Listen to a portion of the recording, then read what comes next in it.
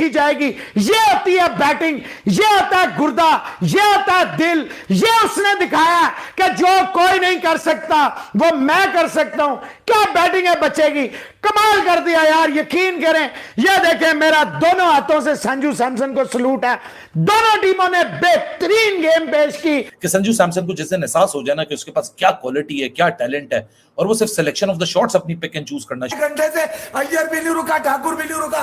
मैं सैमसन हूं जनाब, मैं जनाब अपने रन करूंगा। मैं रन वो होते हैं जो जीत में काम आने चाहिए। अगर आपको जीत नहीं मिली तो घंटे में गए वो वाले रन जो आपने किए।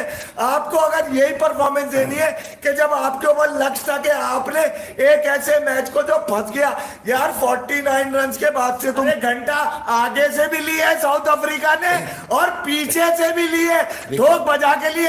ऐसी इनिंग मेरे लिए कि मेरे घंटे से होती है, भले वो संजू सैमसन की हो, भले वो short ball crime Shreyas Iyer की हो। भाई देखे, आपको चाहिए होती है जीत। जीत में 9 रन कम थे, अगर तुम्हारे बल्ले में 9 रन कम नहीं थे, तुम अगर आवे लचका जो है वो हलक में इसलिए चला गया। और ये अली मेरी बात काट काट के इसलिए गुस्सा है बिकॉज किसने किए रन, हम नकाम घोड़ों पे पैसा लगाते ही नहीं है।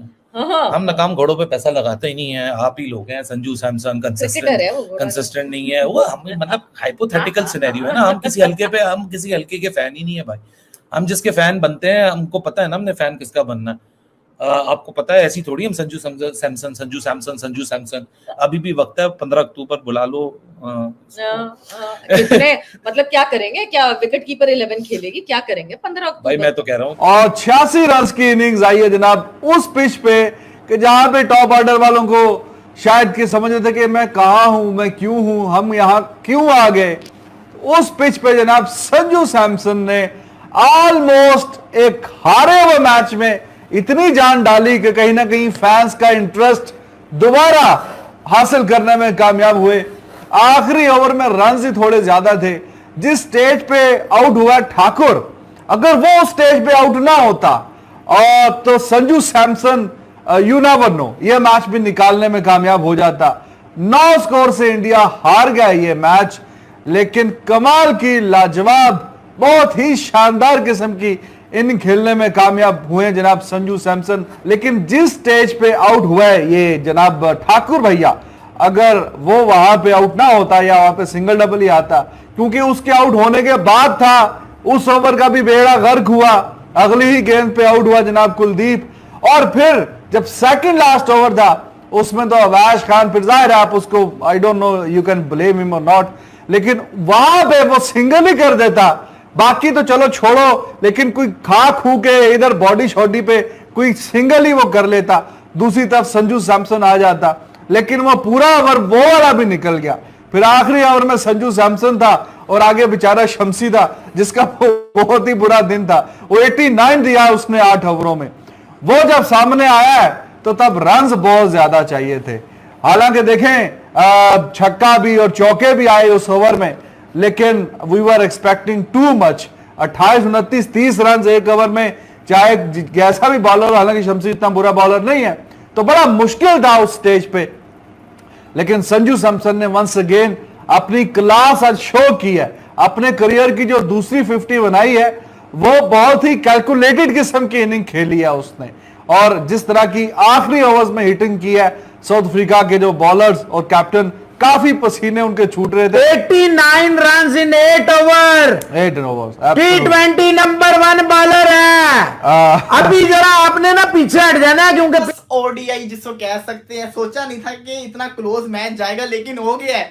मतलब कि संजू सैमसन जिसको कह सकते हैं जो टीम में वर्ल्ड कप की सिलेक्ट नहीं हुआ, वो अकेला लड़का शुरू से लेके एंड तक टिका हुआ है और उसका कोई साथ नहीं दे पा रहा। अगर यहाँ पे शार्दुल ठाकुर उस वक्त आउट ना हुए, वैसे जिस सिचुएशन पे शार्दुल ठाकुर आउट हुआ है, तो मैं आपको कह रहा हूँ कि ये आराम से इंडिया ने मैच जीत जाना था। लेकिन ठाकुर की विकेट गिरने के बाद एकदम जिसको कहते हैं विकेटें ऐसे गिरी है जैसे कि स्वाप का काम हो गया। और जो अभी नो बॉल हुई है, उस नो बॉल ने इसको कहते हैं ना एक और होप सी दिखा दी है।